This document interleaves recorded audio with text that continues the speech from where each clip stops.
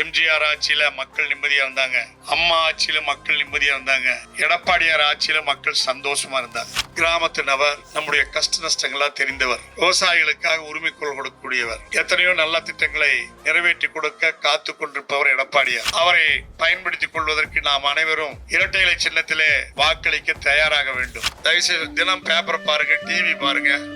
வெட்டு, கொலை, கஞ்சா, இந்த தலைமுறைக்கு தெரியாது இருந்த கஞ்சாவை அறிமுகப்படுத்தி தமிழ்நாட்டின் கஞ்சாவின் தலைநகரமாக்கியது ஸ்டாலினுடைய ஆட்சி. இருந்தாலும் இன்னைக்கு கரண்ட் கையில தொட்டாத்தான் சாக்கடிக்கும் என்பதில்லை.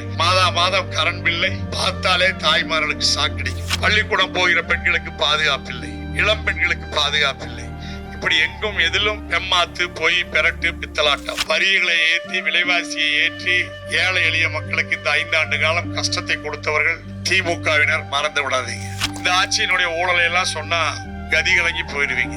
ஒரே வருஷத்துல ஸ்டாலினுடைய மகன் உதயநிதியும் ஸ்டாலினுடைய மருமகன் சபரீசனும் 2 பேரும் சேர்ந்து 30,000 கோடியை கொள்ளையடிச்சு வச்சுட்டு என்ன பண்றதுன்னு தெரியாம அலமோதிட்டு இருக்கிறாங்க. அந்த பணத்தை என்ன பண்றதுன்னு தெரியாம அலமோதிட்டு இருக்கிறாங்கன்னு சொன்னது யாரு?